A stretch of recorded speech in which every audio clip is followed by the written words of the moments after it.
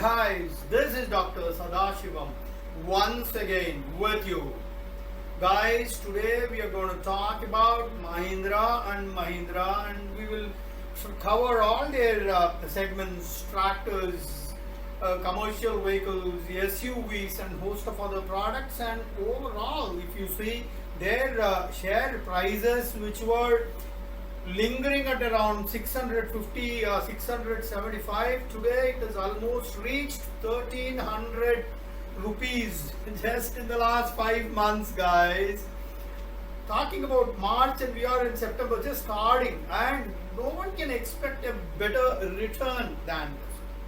The progress has been extremely good, and in one of the interviews of Rajesh Jajrukar, one of the top honchos of Mahindras, I will try to give you a gist of what he shared in his interview. He talked a lot about margin guidance, capacity utilization, their future plans. He talked a lot about all this, your pricings, your margins. Of course, one can understand that margin guidance, revenue guidance, they don't very specifically say that, but just a gist in terms of what is happening, and he's so optimistic in terms of how the company is performing today. Guys, all of us are aware of the fact that full amount of tailwinds in favor of Mahindra, and we have seen how the share prices have jumped from 650, 700 to maybe 1300, and I'm sure it will touch 1400 soon, right? They're trying to bringing some electric vehicles also in the XUV segment. This month it's going to be launched. And Rajesh Jajrukar also mentioned in the interview, said please hold back a little more, and he was talking of lots and lots of customer engagement initiatives which are they saying, which are doing, and tomorrow there is going to be a big announcement tomorrow in the evening, and I will try to keep track of that announcement, and I will share that in a YouTube like this, okay? Generally, guys, their XUV range is doing extremely well, right? And as regards tractors are concerned, there have been some degrowth in the tractor segment, maybe in the month of June, July, but in the last month they have once again recorded a single-digit growth, right? They have been able to cover all the loss in numbers of June and July, and they have made it up in the month of August. And Rajesh Jajrukar has his own reasons, and he says that if you remember during the last year, especially in the month of March, April, May, the sales went down, and all that pent up demand resulted in a very good sale during May, June and July during the last year. And because of that base effect, this time it might appear to you that the percentage has come down, but generally speaking numbers are doing very well, but it's just the base effect which is playing its part as far as these percentage increase are concerned. And he specifically said don't look at month on month basis, overall you have to see that, and I guess they are approximately selling around 21,000 tractors. And he also talked about some important factors which are impacting the industry. He talks about monsoon, and monsoon, some states have not, it has not been good, but overall the whole country, the monsoon has been extremely good. He also talks about the government capex spending, which slightly dipped during the last few months, but in the last 2-3 months so much of government investment is being done in the rural market, as a result of which they have played to Mahindra's favor. And there was negative trade terms to the farmer. Typically when you talk about negative terms of trade, there have been buyers market, sellers market, farmers are sellers. Basically they did not have good terms, especially in the last few months, but nowadays the farmers are now, it's in the sellers market, and farmers will benefit a lot. And whenever farmers benefit, it's going to be good for Mahindra. And your festival season is approaching, your Deepavali, Navaratra, Dhanteras, and he is confident that he expects somewhere around 5% growth in percentage, right? There is, when you talk about tractors, there's another point that comes to my mind, and he talked about this especially about small players who are doing well. Koboto is doing extremely well, guys. Whether it's their products, their pricing, their strategy. There is another GST Tiller, a new CEO has taken over that company, absolute performer. So all those guys are doing their best and they are also growing.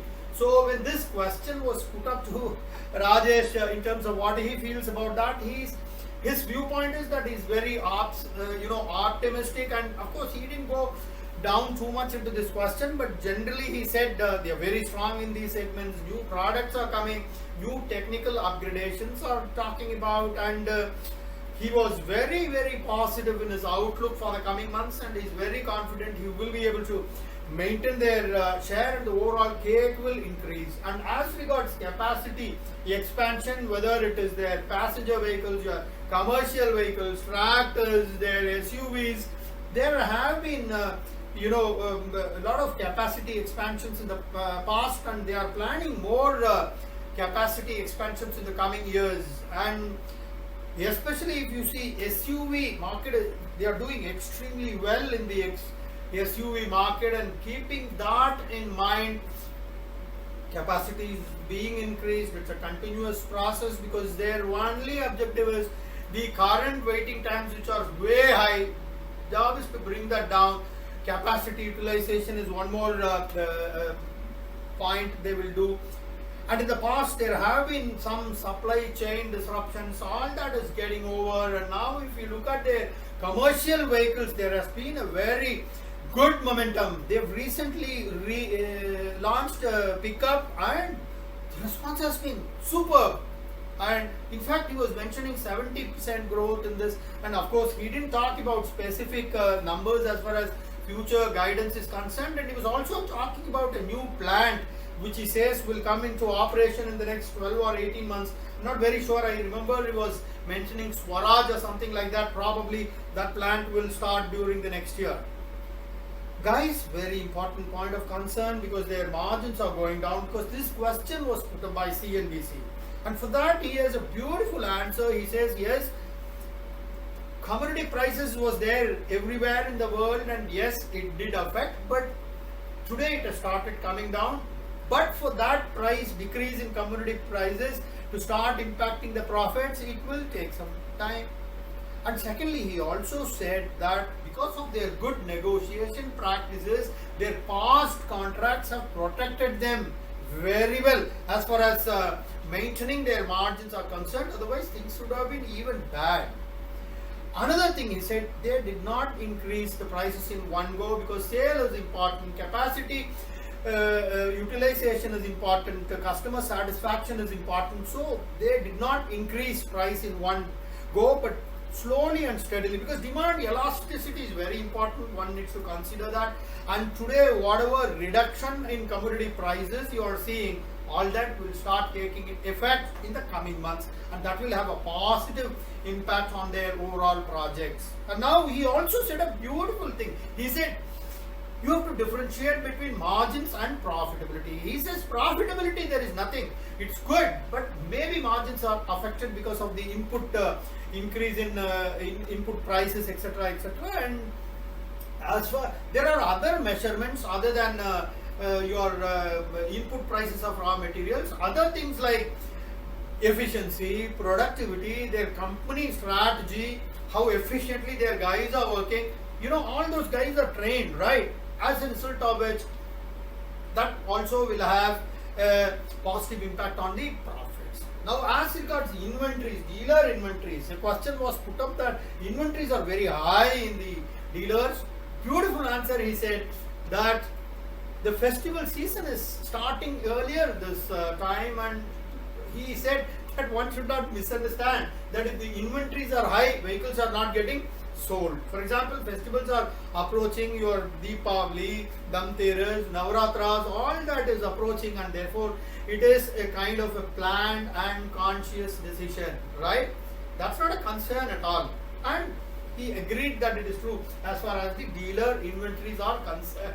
And generally, as regards price increase, Rajesh Jajurikar never gives any indication about price increases, but he said approximately, he said 1 to 1.5% is what he said, and overall, if you see, he was confident they've gained very good market share, but the concern is huge backlogs, guys.